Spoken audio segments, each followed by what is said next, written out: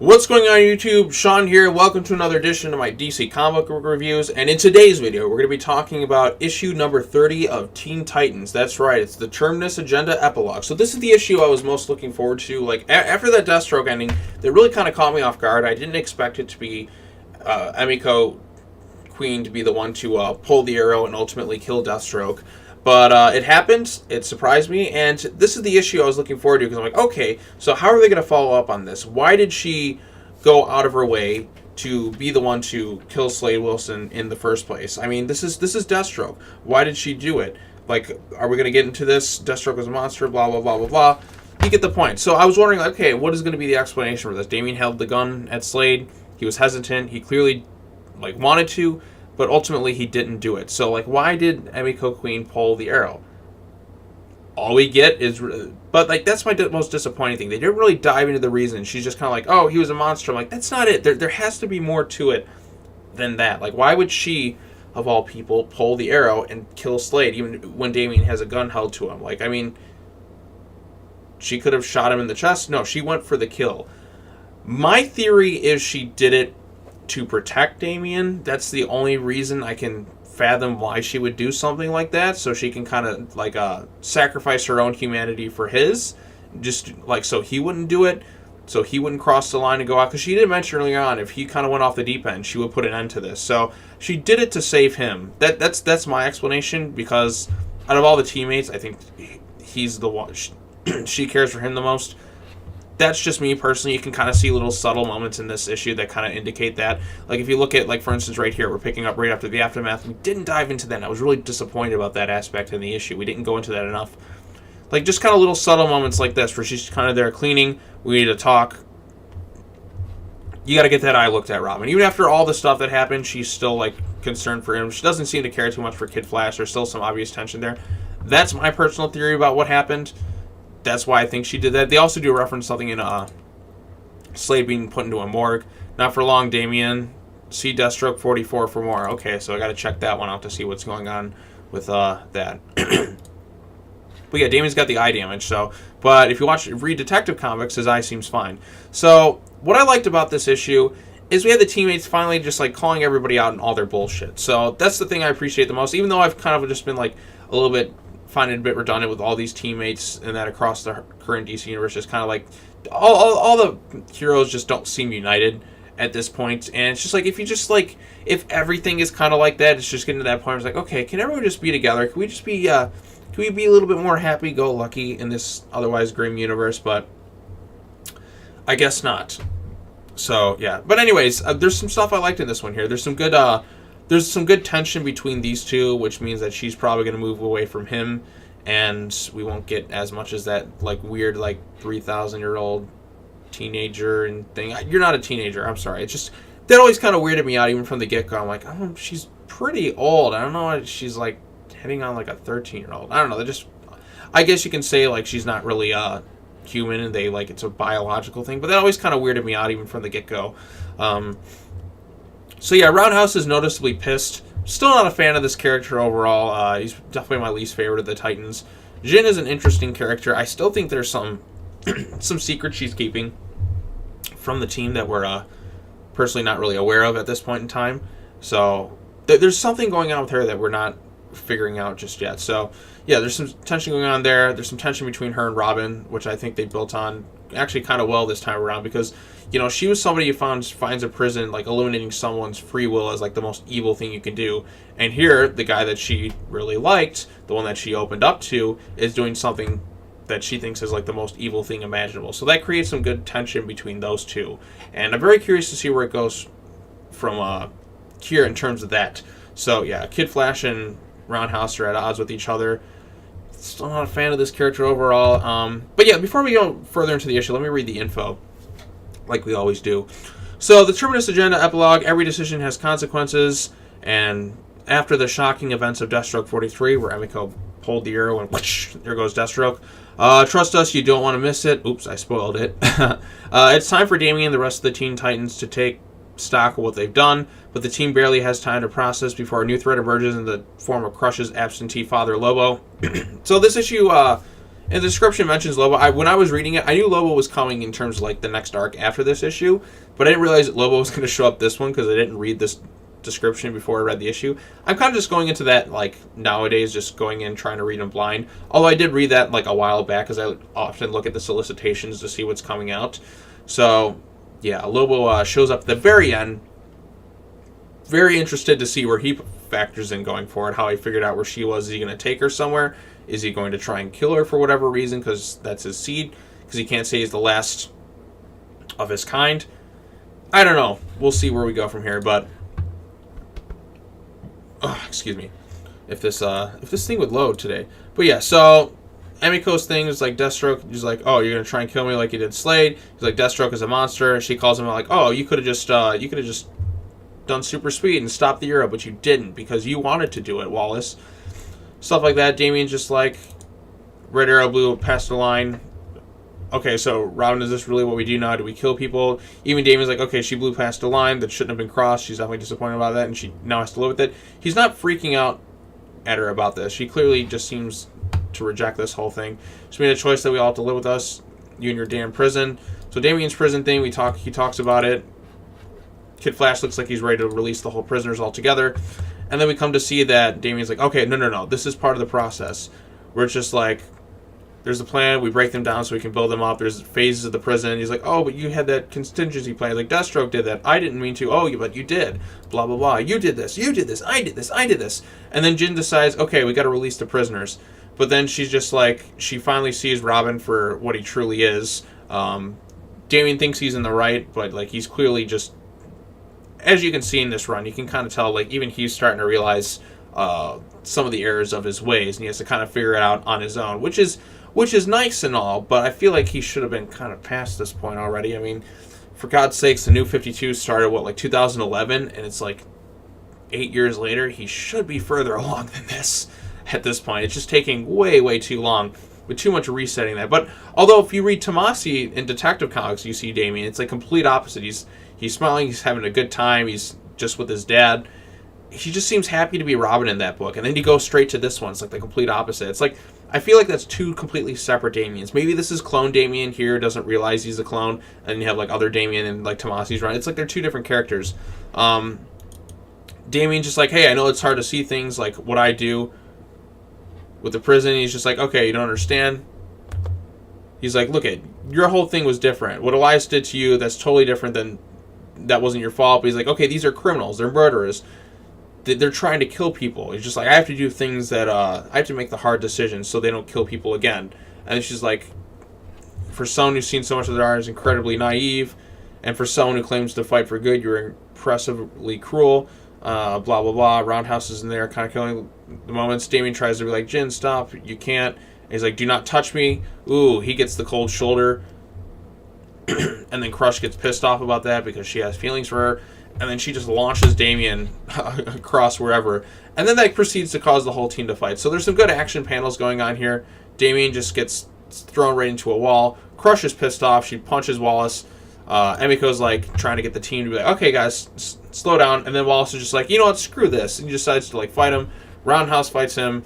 Jin fights Red Arrow's just like, okay, we got to stop this nonsense. Jin's like, okay, we got to release the prisoners. Red Arrow's just like, all right, you know what, screw you. I want an excuse to kind of punch you and stuff. So then they start fighting with each other, and then just like, right as I was getting kind of like really into it, really getting interesting, Lobo comes in and kind of ruins the moment, because I was just like, okay, I kind of wanted to see the team really like talk and have a bit of dialogue. But nope, we're kind of cut off right before it really starts to get interesting. So it leaves on an interesting cliffhanger with Lobo. So how is Lobo going to factor into this one? I don't know, but I do enjoy Lobo. I think Lobo is just a pretty cool character in general. So we'll see where it goes from there. But overall, I did enjoy this issue. I mean, like I said, I don't like how they handled a bit of regression between these two overall. I feel like these two have kind of suffered the most in the run. They've just become kind of edgelords at this point. Like, Emiko's personality just seems to, and Damian's personality just seems to be gone. There's like if you go back and read them earlier in the run, I was like the Return to Kid Flash arc. I really like that stuff. I like the dynamic they had there. She's just like stone cold, just edgelord, full edgelord mode right now. Just the Emiko Queen that I used to read when Percy had the character, was writing the character, just so different, completely different for this one. And same with the Damian this time around. Like, in some ways he's matured, but in other ways, like, that Damian personality, that little spark that he has is completely gone.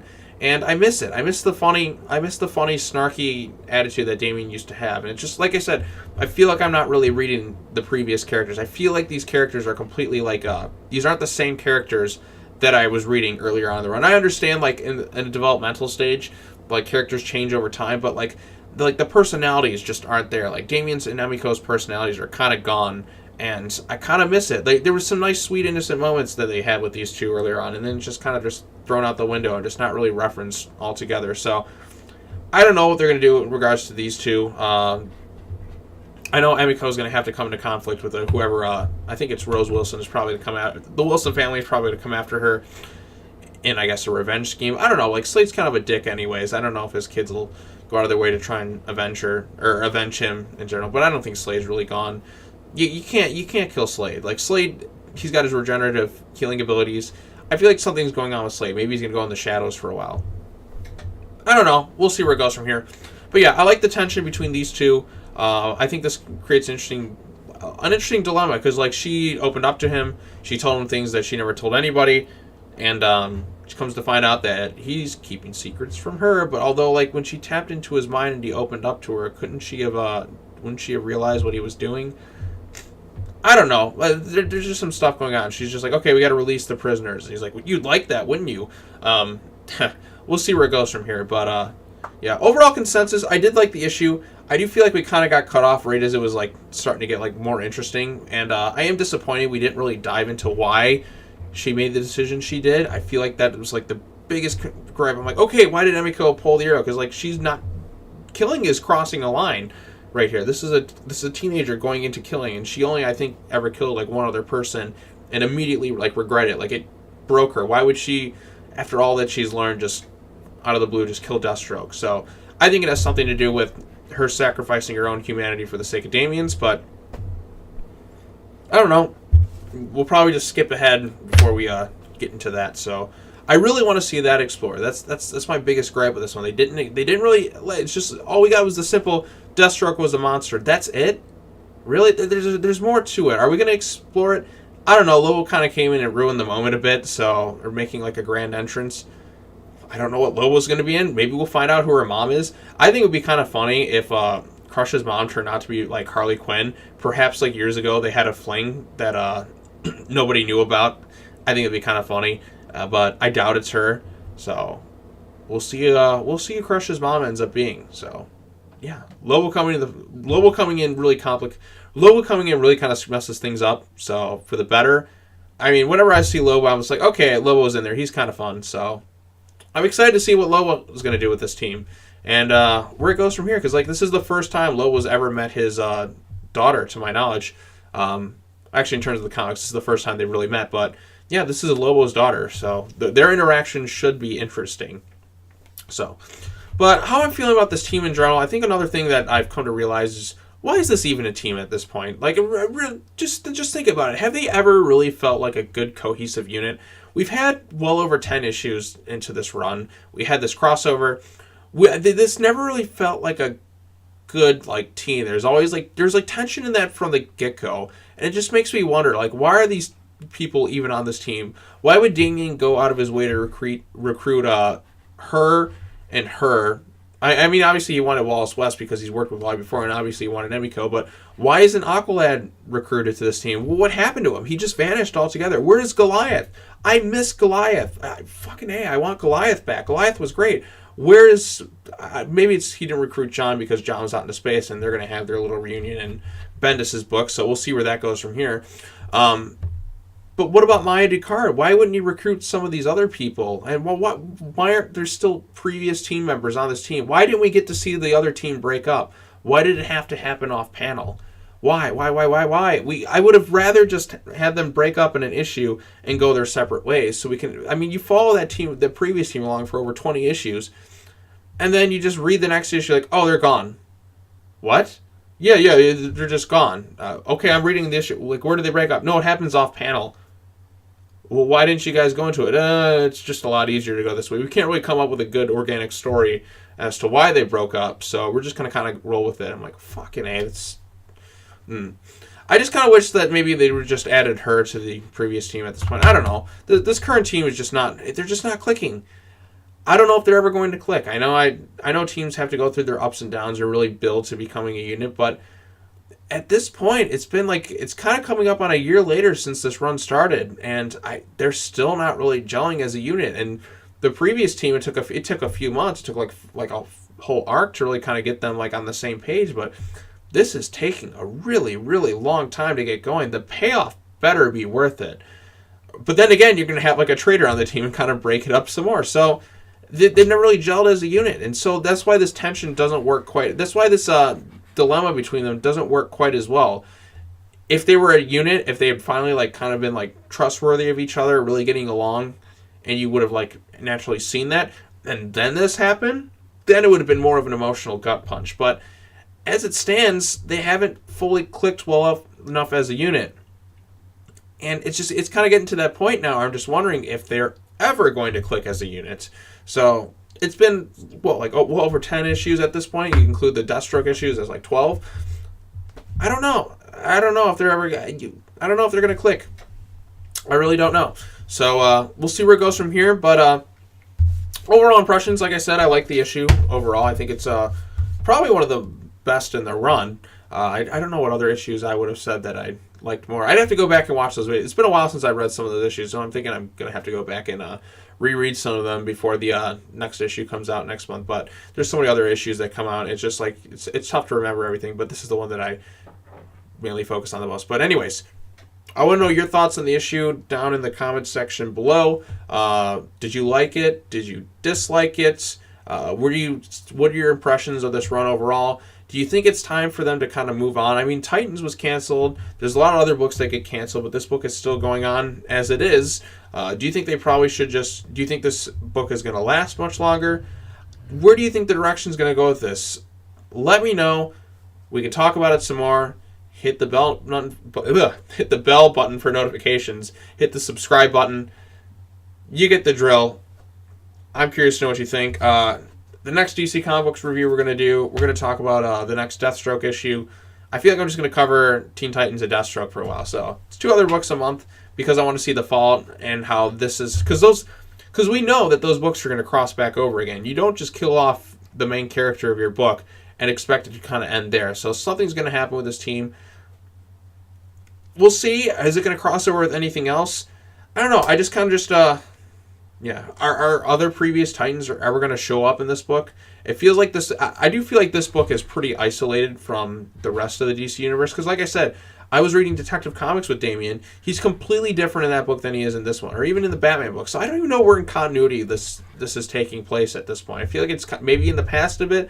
Maybe a little bit to the side. I don't know. It's almost like it's on a completely separate continuity from the other stuff. So we'll see where that goes from there. So yeah. All right, that's all I'm going to say. Take care now. Bye-bye then. I'll see you all next time. Have a good day. Teen Titans number 30.